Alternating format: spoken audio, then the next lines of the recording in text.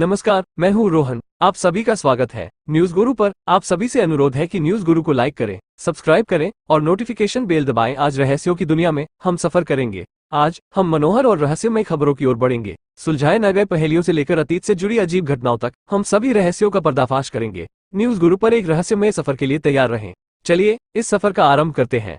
क्या वाकई में अमिताभ बच्चन अपनी किसी एक्ट्रेस को मरवाना चाहते थे? वो कौन सा पाकिस्तानी क्रिकेटर था जिसकी शादी इंडियन हॉट एक्ट्रेस से होने वाली थी? क्या वजह थी कि एक खूबसूरत और बोल्ड लड़की को सच्चा प्यार नहीं मिला? बॉलीवुड की हिस्ट्री में मिस्ट्री की कमी नहीं है। बहुत सारे सफलतम कलाकार ऐसे हैं जिनकी लाइफस्टाइल से लेकर उनकी लाइफ का दी एंड तक काफी मिस्टीरियस रहा है। ऐसी ही एक अदाकारा थी परवीन बॉबी, जिनकी जिंदगी का अंत देखकर लोगों के मुंह से केवल यही बात निकली कि भगवान ऐसी मौत किसी को भी ना दे। आज हम परवीन बॉबी की जिंदगी के कुछ अनछुए पहलू लेकर आए हैं। इस वीडियो को पूरा देखने के बाद आपके मुंह से भी यही बात जरूर निकलेगी कि भगवान ऐसी जिंदगी किसी को न दे। वो बहुत ही खूबसूरत थी, मॉडर्न और स्टाइलिश, इतने कि उसके फिल्म इंडस्ट्री में आने के बाद हीरोइनों को ट्रेडिशनल लुक से अलग हटकर ओपन माइंडेड और मॉडर्न लुक में देखा जाने लगा। इनका पूरा नाम परवीन वली मोहम्मद अली खान था। 4 अप्रैल 1949 को गुजरात के जूनागढ़ में पैदा हुई परवीन अपने माता पिता की इकलौती संतान थी। परवीन को अपनी बेटी के रूप में गोद में देखने के लिए माता पिता को शादी के बाद लगभग 14 साल का इंतजार करना पड़ा। जब परवीन 10 साल की थी, उसी समय उनके पिता इस दुनिया को छोड़कर चले गए। अहमदाबाद के माउंट कार्मेल स्कूल में परवीन की स्टार्टिंग एजुकेशन हुई। अहमदाबाद के जेवियर्स कॉलेज से ही इन्होंने इंग्लिश ऑनर्स की स्टडी भी की। स्टडी के साथ साथ परवीन मॉडलिंग में भी ट्राई कर रही थी।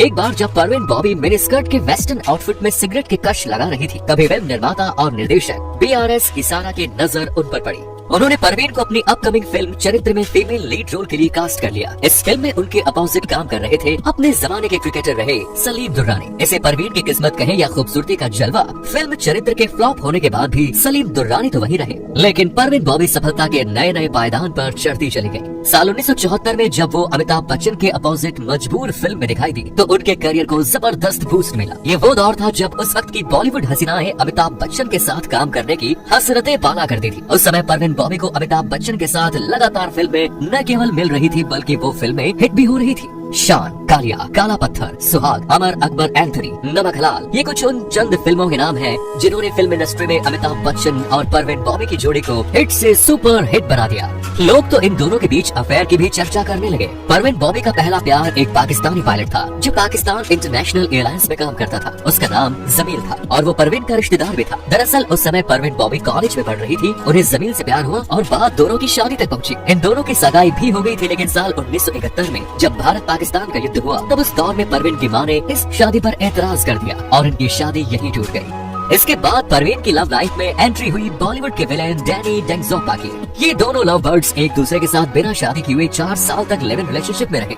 ये 70 का दशक था। एक बार डैनी ने परवीन के घर में रखा हुआ शंख बजा दिया। शंख की आवाज सुनकर परवीन बुरी तरह से डर गई और उन्होंने कुछ ऐसा रिएक्ट किया जिसे देखकर डैनी के भी होश उड़ गए। वो समझ गए कि परवीन के ब्रेन और एटीट्यूड में कुछ तो गड़बड़ है। खबरों की माने तो इसके बाद डैनी ने परवीन से दूरियां ही बनाना शुरू कर दिया और 4 साल का ये रिलेशन आपसी सहमति से टूट गया। हालांकि इस ब्रेकअप के बाद भी परवीन डैनी के घर जाया करती थी, उनके बेडरूम में VCR देखा करती थी। इसके बाद परवीन की एक फिल्म बुलेट सिनेमा घरों में आई जिसमें उनके अपोजिट कबीर बेदी ने काम किया। एक साथ काम करने के कारण परवीन और कबीर के बीच भी एक अट्रैक्शन पैदा हुआ। ये अट्रैक्शन प्यार की सीमाओं को पार करके दोनों को एक होने पर मजबूर कर गया। कबीर के प्यार में परवीन ने अपने करियर को दांव पर लगा दिया। वो कबीर बेदी के साथ यूरोप चली गई, लेकिन यूरोप में वो कबीर बेदी के साथ मनचाहा वक्त नहीं बिता सकती थी क्योंकि कबीर बेदी अपने काम में बहुत ज्यादा व्यस्त रहा करते थे। परवीन को ये फील हुआ कि कबीर उनको इग्नोर कर रहे हैं। इसके बाद दोनों के रिश्तों में दरार आनी शुरू हुई और फाइनली परवीन कबीर को छोड़कर भारत आ गई।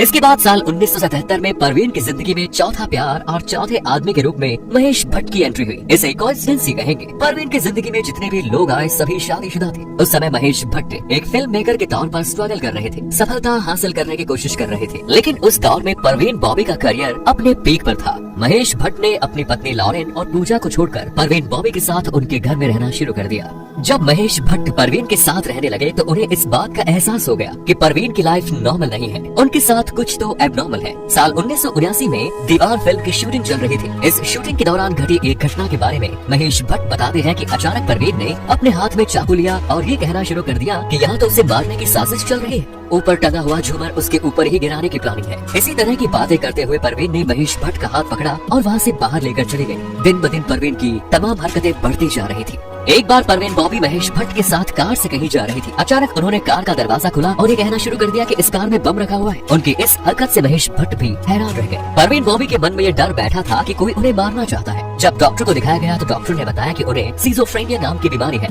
डॉक्टर उन्हें ठीक करने के लिए इलेक्ट्रिक शॉक देना चाहते थे, लेकिन महेश भट्ट इसके लिए राजी नहीं हुए। परवीन के ठीक होने की संभावनाएं कम होती जा रही थी। इसके बाद महेश भट्ट परवीन बॉबी को लेकर बेंगलुरु चले गए, लेकिन परवीन के डॉक्टर ये चाहते थे कि महेश भट्ट अब उनके आसपास न रहे। डॉक्टर की सलाह पर महेश भट्ट परवीन को उनके घर पर छोड़कर वापस अपनी पत्नी और बच्चे के पास चले गए। एक रात परवीन ने महेश भट्ट के सामने ये ऑप्शन रख दिया कि वो परवीन के डॉक्टर को चुने या फिर उनको। महेश भट्ट की परवीन को बेहतर चाहते थे, इसलिए उन्होंने डिसाइड किया कि अब इस रिश्ते को यहीं खत्म हो जाना चाहिए। उन्होंने आधी रात को परवीन का घर छोड़ दिया, लेकिन परवीन महेश भट्ट को रोकने के लिए आधे अधूरे कपड़ों में ही सड़कों पर दौड़ते हुए घर से बाहर आ गए, लेकिन महेश भट्ट नहीं रुके। परवीन की जिंदगी में ये अकेलेपन का चौथा हमला था। इसके बाद परवीन ने अपने इलाज के लिए विदेश यात्राएं भी की। इसी सिलसिले में साल 1984 में वो अमेरिका के कैनेडी एयरपोर्ट पर उतरे, लेकिन एयरपोर्ट के कर्मचारी उन्हें पहचान नहीं पाए और उनकी हरकतों की वजह से उनको बेड़ियों में जकड़कर बंद कर दिया गया। ये बात जब इंडियन एम्बेसी तक पहुंची तो इंडियन एम्बेसी ने हस्तक्षेप किया। इसके बाद वो बेड़ियों से छूट पाई। इसके बाद परवीन बॉबी जब भारत आई तो उन्होंने सुपरस्टार अमिताभ बच्चन पर गंभीर आरोप लगाए। उनका कहना था कि अमिताभ बच्चन एक अंतर्राष्ट्रीय गैंगस्टर है। उन्होंने उनकी जान लेने की कोशिश की। उनके गुंडों द्वारा उन्हें अमेरिका में किडनैप कर लिया गया और एक आइसलैंड पर रखा गया।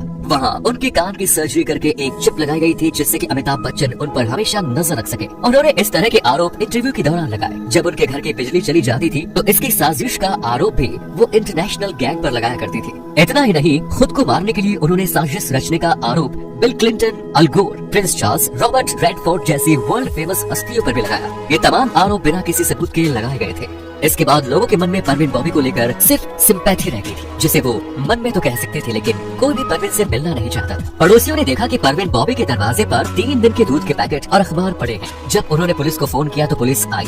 दरवाजा तोड़कर अंदर गई तो परवीन बॉबी इस दुनिया को छोड़कर जा चुकी थी। पोस्टमार्टम में परवीन डायबिटिक भी निकली। इसकी वजह से उनके पैरों में गैंग्रीन हो गया था। परवीन जब जिंदा थी तो उनके किसी भी परिवार वाले का अता पता नहीं था। उनके मरने के बाद संपत्ति के कई दावेदार आ गए। संपत्ति के विवाद पर कोर्ट ने जो फैसला दिया उसके अकॉर्डिंग जुहू में 4 बेडरूम वाला फ्लैट, जूनागढ़ की हवेली, जेवर और बैंक में रखी 20 लाख रुपए के फिक्स डिपॉजिट जैसी कुल संपत्ति का 80% हिस्सा महिलाओं की भलाई के लिए ट्रस्ट बनाने में खर्च किया जाएगा। इस ट्रस्ट को चलाने की जिम्मेदारी परवीन के 80 वर्षीय चाचा मुराद खान को दी गई। परिवार वालों को कुछ नहीं मिला। कहते हैं कि परवीन ने अंतिम समय में ईसाई धर्म अपना लिया था और उनकी अंतिम इच्छा थी कि उनका क्रियाकर्म ईसाई मान्यताओं के अनुसार हो, लेकिन उनके परिवार वालों ने मुस्लिम रीति रिवाज के अनुसार परवीन को उनकी मां की कब्र के बगल में ही दफना दिया। तो दोस्तों, ये थी परवीन बॉबी की पूरी कहानी। उम्मीद करते हैं कि आप कुछ नया जानने को मिला होगा। इस वीडियो पर आपकी क्या राय है कमेंट्स में जरूर बताइए। मिलते हैं नेक्स्ट वीडियो में।